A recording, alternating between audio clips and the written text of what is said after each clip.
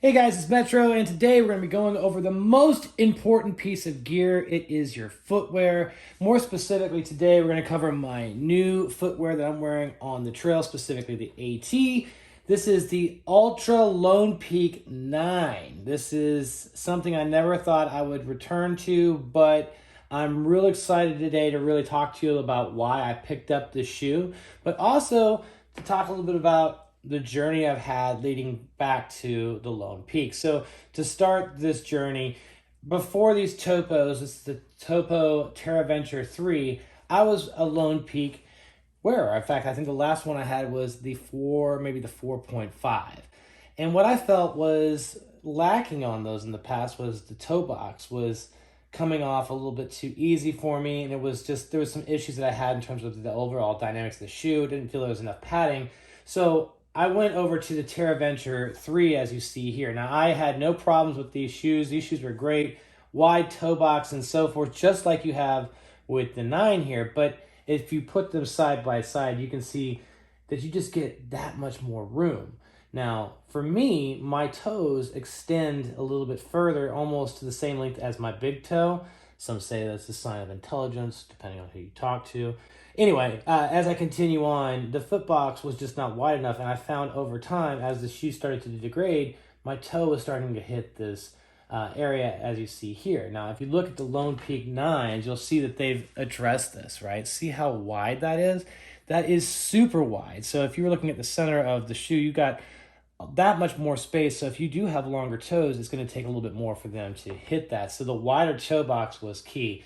Anyway, the Terraventure 3s were great, but I moved up to the Altra Olympus, and this has the Olympus 5, and this has a lot more padding. Now, this is a 3mm drop, and I believe that this is a true 0 drop, but you can see how much padding you have on this. And these are like boats, right? These Olympus 5s are huge boats, just like the Lone Peak 9s over here. Lots of padding and so forth. But if you start looking at the toe box here, there's not a lot of protection, right? So as I started to ding my toes and my toe box into various different things along the trail, this shoe, amongst others that I've had, the Olympus 5, I had actually about 2 other pairs of this shoe, started to hit my toes again. In fact, the last hike I was on, the Pine Mountain Trail, it was this side specifically. It is a crack in the actual shell here, so it was actually resting on my toes, causing a lot of pain. So again, if I pull back up the 9s here, you'll see how much more room there is. But if you look side by side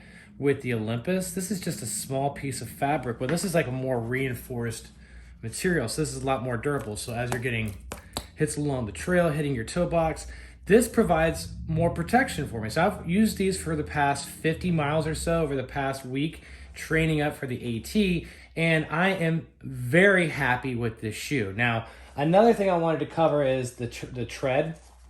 Now, if you look at the bottoms of these, and these are multiple pairs of shoes that I've had of this particular style. So if you start seeing the Terraventure 3, this is actually the 3rd pair I've had. This is the 3rd pair of Olympus, and this is my 1st pair of the 9s. But looking at the tread, you can see that's a lot different. Now this one has, I believe it's called the Max Tread, if I can remember correctly, and this is a super grippy sole. Being out just for a couple days, I had no issues. Now on wet terrain, just like all these shoes, I've had some slipping happen, but as far as the Max Track, sorry, there you go, that was the name of this particular sole.